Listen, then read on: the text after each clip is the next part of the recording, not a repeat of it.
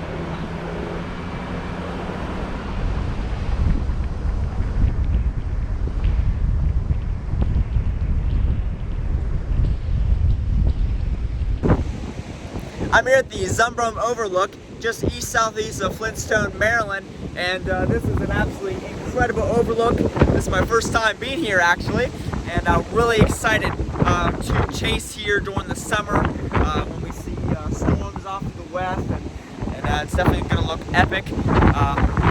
We're sitting at an elevation of just above 1,600 feet, so that's pretty cool. Just got a pretty cool observation deck.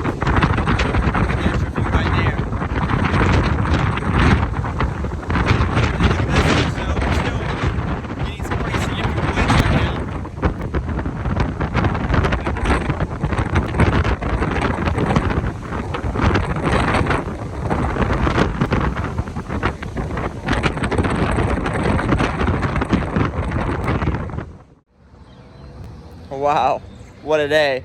We saw gusts of 72 and 68 miles per hour on top of Big Savage Mountain.